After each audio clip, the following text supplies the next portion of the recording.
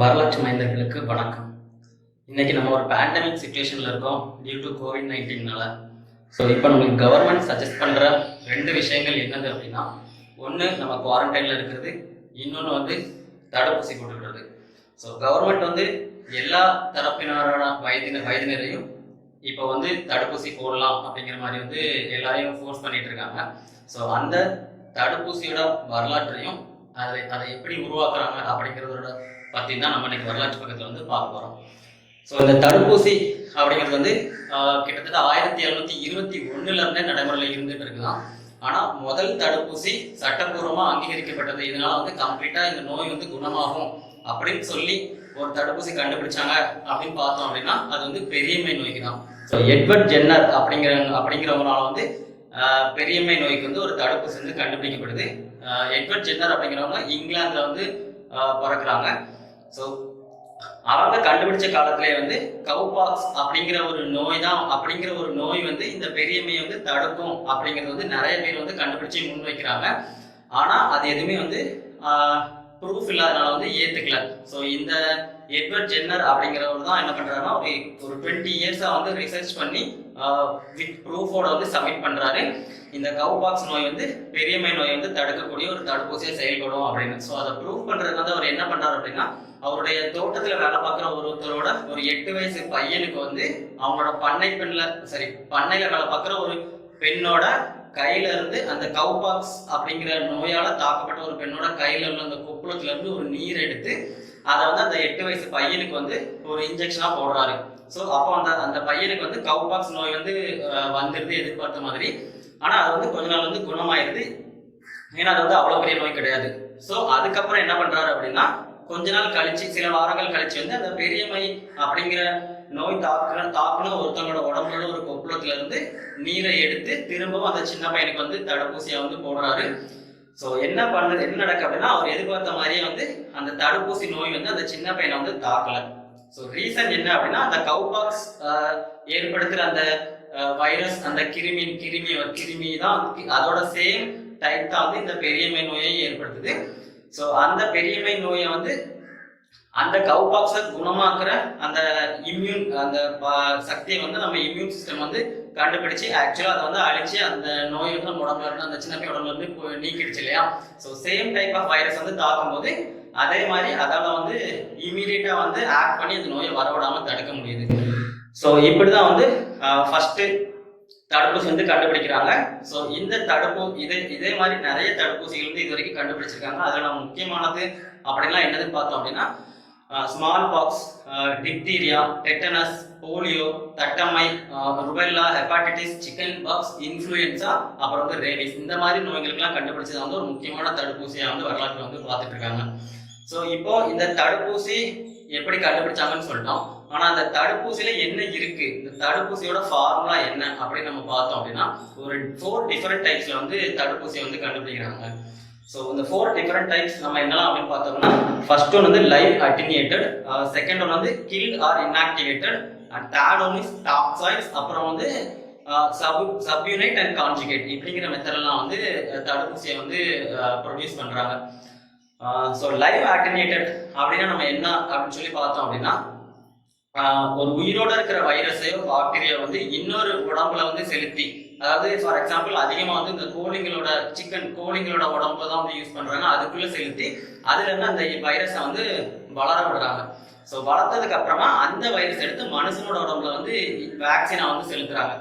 So அப்படி பண்ணும்போது என்ன ஆகுதுன்னா, அந்த மாதிரி பாடிஸ்ல வந்து வளர்ற வைரஸோட சக்தி வந்து கம்மியா இருக்கும். ஸோ அதனால நம்ம உடம்புக்குள்ள அது நம்ம இன்ஜெக்ட் பண்ணும்போது அந்த வைரஸை அழிக்கிறதுக்கான ஒரு மருந்து வந்து நம்மளோட இம்யூன் சிஸ்டம் வந்து ப்ரொடியூஸ் பண்ணி அதை வந்து அழிச்சிருது. ஸோ அதே வைரஸ் வந்து அகைன் நம்ம உடம்புல ஃபுல் வீரியத்தோட இருக்க வைரஸ் வந்து வரும்போது நம்ம இம்யூன் சிஸ்டம் வந்து அதை ஐடென்டிஃபை பண்ணி இதுதான் மருந்து அப்படிங்கிற மாதிரி இமீடியட்டா வந்து ப்ரொடியூஸ் பண்ணி அந்த வைரஸை வந்து கொன்றுது. ஸோ இப்படிதான் வந்து லைவ் அட்டினேட்டட் வந்து மேனுஃபேக்சர் பண்றாங்க. அதுக்கப்புறம் பார்த்தோம்னா கில்ட் ஆர் இன்ஆக்டிவேட்டட் அப்படிங்கிற மாதிரி ஒரு வைரஸ் ஃபார்முலா வந்து கொண்டு வர்றாங்க.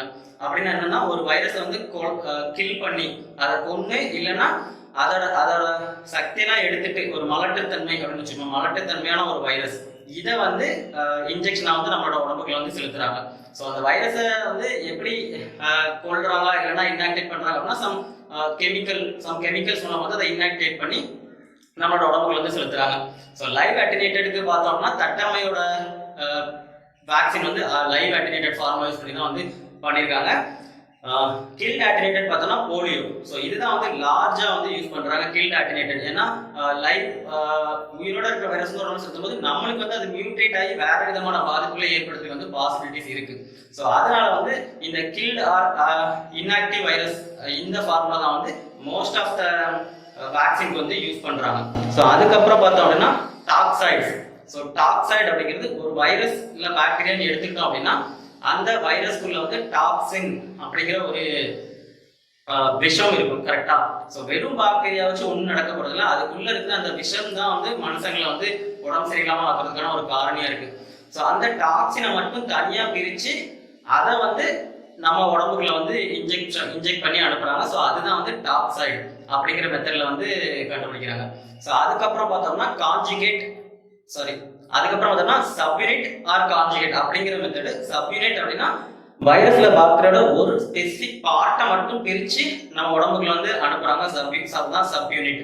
ஸோ அதனால வந்து நம்ம இம்யூன் சிஸ்டம் அந்த வைரஸ் தான் நம்ம உடம்புக்குள்ள வந்துச்சுன்னா அதுக்கேற்ற மாதிரி வந்து மருந்தை வந்து ப்ரொடியூஸ் பண்ண ஆரம்பிக்குது. ஸோ சப்யூனிட்ல வந்து இன்னொரு விதம் என்னன்னா பார்த்தீங்கன்னா ஜீன் கோடிங். ஸோ ஒரு வைரஸோட ஜீன் கோடிங் எடுத்து இன்னொரு எஃபெக்டிவ் இல்லாத ஒரு வைரஸோட உடம்புக்குள்ள செலுத்தி அதை வந்து இன்ஜெக்ட் பண்றாங்க. ஸோ இதுதான் வந்து இன்னொரு மெத்தட் சப்யூனிட்ல. ஸோ அதுக்கப்புறம் வந்து கான்ஜுகேட் அப்படின்னு பார்த்தீங்கன்னா ரெண்டு இதை வந்து சேர்த்து நம்ம உடம்புக்குள்ள அனுப்புறது. அதாவது பாக்டீரியாவோட ஒரு இதையும் அதை கேரி பண்ற அந்த புரோட்டீனோட கேரியர் இந்த ரெண்டையும் வந்து கம்பைன் பண்ணி இன்ஜெக்ஷன் பண்றாங்க. இதுதான் வந்து கான்ஜுகேட். ஸோ இந்த சப்யூனிட் கான்ஜுகேட் மெத்தட்ல வந்து எதுக்கெல்லாம் கண்டுபிடிச்சிருக்காங்க? முக்கியமான தடுப்பூசி பார்த்தீங்கன்னா இன்ஃப்ளூயன்ஸா, ஹெப்பாடைட்டிஸ் பி. ஸோ இதுக்கெல்லாம் கண்டுபிடிச்சு வந்து இந்த மெத்தட் வச்சு கண்டுபிடிச்சிருக்காங்க. ஸோ இப்போ என்ன ஃபார்முலால இந்த தடுப்பூசியை உருவாக்குறோம் அப்படிங்கிறது வந்து நம்ம பார்த்துட்டோம். அதுக்கப்புறம் ஒரு தடுப்பூசியில என்னெல்லாம் இருக்கும் அப்படின்னு பார்த்தோம் அப்படின்னா ஆன்டிஜென் அப்படிங்கிறது தான் வந்து இந்த ஸ்மால் பார்ட் ஆஃப் வைரஸ் நம்ம பேசணும் இல்லையா, அந்த மெத்தட் கண்டுபிடிக்கிற அந்த ஆன்டிஜென். அதுக்கப்புறம் பார்த்தோம்னா ப்ரிசர்வேட்டிவ்ஸ் வந்து எதுக்கு யூஸ் பண்றோம் அப்படின்னா இப்போ வந்து ஒரு வயல் மீன்ஸ் ஒரு மருந்து டப்பா இருக்குன்னு வச்சுக்கோங்களேன், ஒரு வேக்சினோட மருந்து டப்பா. அது வந்து 2-3 தடவை யூஸ் பண்ணலாம். அப்படிங்கிறப்ப ஒரு ஓப்பன் பண்ணோம்னா அவுட் சைட் என்விரான்மெண்ட்னால அது வந்து அஃபெக்ட் ஆகிடக்கூடாது. கரெக்டா? ஸோ அதை முறியடிக்கிறதுக்காக, அதை எலிமினேட் பண்றதுக்காக அந்த ப்ரிசர்வேட்டிவ்ஸ் வந்து சேர்க்கிறாங்க. அதுக்கப்புறம் பார்த்தோம்னா ஸ்டெபிலைசர்ஸ். இந்த ஸ்டெபிலைசர்ஸ் வந்து நிறைய கெமிக்கல் சேர்க்கிறாங்களே, ஸோ அந்த கெமிக்கல் ரியாக்ஷன் வந்து நடக்காம வந்து ப்ரிவென்ட் பண்றதுக்கு அந்த ஸ்டெபிலைசர். அதுக்கப்புறம் பார்த்தீங்கன்னா சர்ஃபெக்டன்ஸ் வந்து இன்கிரீடியன்ஸ் வந்து ஒன்னோட ஒன்னா நல்லா பிளெண்ட் ஆகிறதுக்காக வந்து இந்த சர்ஃபெக்டன்ஸ் வந்து யூஸ் பண்றாங்க. அதுக்கப்புறமா ரெசிடியன்ஸ் வந்து ஒரு ஆன்டிபயோட்டிக்ஸ்க்காக யூஸ் பண்றாங்க. அது வந்து ரொம்ப ஸ்மால் அமௌண்ட் ஆஃப் இதுதான் வந்து யூஸ் பண்ணுவாங்க. அதுக்கப்புறம் டைல்யூயன்ட். ஸோ டைல்யூட் வந்து எதுக்குன்னா வேக்சின் வந்து டைல்யூட்டா வச்சிருக்கிறதுனால ஒரு லிக்விட் தான் வந்து டைல்யூட் யூஸ் பண்ணுவாங்க. அதுக்கப்புறம் அட்ஜுவன்ட் வந்து இம்யூன் ரெஸ்பான்ஸ் வந்து இன்க்ரீஸ் பண்றதுக்காக வந்து அட்ஜுவன்ட் வந்து சேர்க்கிறாங்க. இது மோஸ்ட்லி வந்து அலுமினியம் பாஸ்பேட் அந்த மாதிரி இருக்கும்.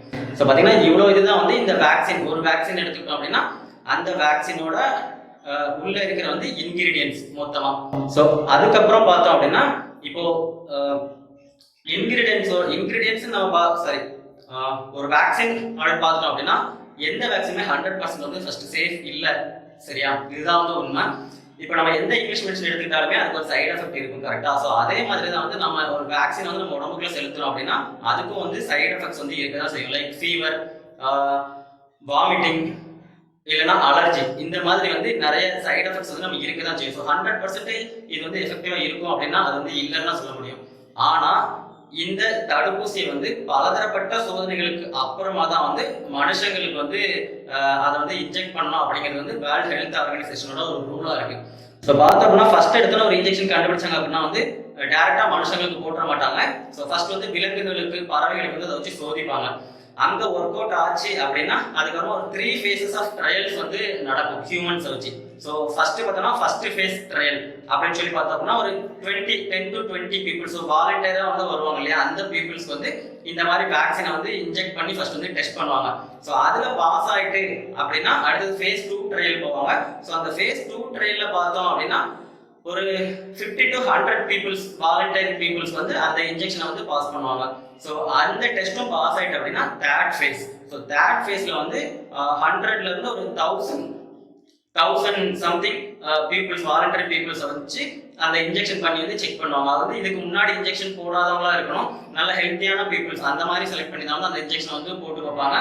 ஸோ அந்த தேர்ட் ஃபேஸ் வந்து different variety of peoples. For example ஒரு நாட்டில் இன்னொரு நாட்டில் அப்படி மற்ற நிறைய டிஃப்ரெண்ட் வேற வேற ஏரியாவில் உள்ள பீப்புள்ஸ் வந்து போட்டு வைப்பாங்க. அப்போதான் வந்து ஸோ காலநிலைக்கு ஏற்ப எப்படி அது வந்து செயல்படுது அந்த மருந்து அப்படிங்கிறத வந்து ஃபைல் பண்ணுறதுக்காக இந்த மாதிரி வந்து ஃபேஸ் 3 ட்ரையல் வந்து பண்ணுறாங்க.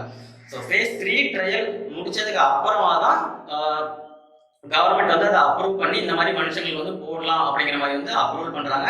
அதுக்கப்புறமா தான் வந்து மனுஷங்களுக்கு வந்து போடுறாங்க. ஸோ ரொம்ப அவசர நிலை அப்படிங்கிற சுச்சுவேஷன்ல மட்டும்தான் அந்த ஃபேஸ் 3ல இருக்கும் போதே வந்து போடலாம் அப்படிங்கிற மாதிரி வந்து ரூல்ஸ் இருக்கு. ஸோ இப்போ பார்த்தீங்க அப்படின்னா ஸோ அதுக்கப்புறமா கூட பார்த்தோம் அப்படின்னா ஆஃப்டர் அப்ரூவல், ஸோ அப்ரூவல் பண்ணி மனுஷங்களுக்கு போட ஆரம்பிச்ச உடனே வந்து எல்லாம் முடிஞ்சிச்சு அப்படிங்கிற மாதிரிலாம் கிடையாது. அதுக்கு அப்புறமாவும் வந்து டாக்டர்ஸ் எல்லாருமே வந்து என்ன பண்ணணும் அப்படின்னா அதை வந்து கண்டினியூஸா மானிட்டர் பண்ணிட்டே தான் இருக்கணுங்க. ஸோ ஒரு தடவை கண்டுபிடிச்சிட்டு அதை வந்து அப்ரூவல் வாங்கிட்டோம் அப்படின்னா அதை அப்படியே விட்டுற மாட்டாங்க. ஸோ கண்டினியூஸா வந்து இன்ஜெக்ஷன் போட வந்து நிறைய வருஷத்துக்கு வந்து மானிட்டர் பண்ணிட்டே தான் இருப்பாங்க. ஒவ்வொரு பீப்புள்ஸ்க்கு இடையில வந்து எப்படி அது வந்து ரியாக்ட் பண்ணுது, என்ன மாதிரி ரியாக்ஷன் வந்து வருது அப்படிங்கிற மாதிரி வந்து ஃபாலோ பண்ணிட்டே தான் இருப்பாங்க. ஸோ அதுக்கேற்ற மாதிரி மாற்றங்களும் வந்து செய்வாங்க. ஸோ இதுதான் வந்து ஒரு வேக்சின் வந்து எப்படி உருவாக்குறாங்க, அதோட ஃபார்முலா என்ன அப்படிங்கிற பேசிக்ல இருந்து எல்லாமே வந்து நான் உங்களுக்கு கிளியரா சொல்லியிருப்பேன்னு நினைக்கிறேன். ஸோ இப்போ நம்ம வேக்சின் போட்டுக்கலாமா, இந்த பேண்டமிக் சிச்சுவேஷன்ல நம்ம வேக்சின் போட்டுக்கலாமா அப்படின்னா இப்போ அதுதான் ஒரே சொல்யூஷன், வேற சொல்யூஷன் இல்லை, வேக்சின் போட்டு தான் ஆகணும். ஆனா எல்லாரும் வந்து போடணும் அப்படின்னு இல்லை. ஸோ ஃபர்ஸ்ட் வேக்சின் நான் சொன்ன மாதிரி அது வந்து சைட் எஃபெக்ட்ஸ் வந்து இருக்குதான் செய்யும். ஸோ ஃபர்ஸ்ட் வந்து நம்ம வேக்சின் போடுறதுக்கு முன்னாடி நம்ம டாக்டர்ஸ் வந்து கன்சல்ட் பண்ணணும்.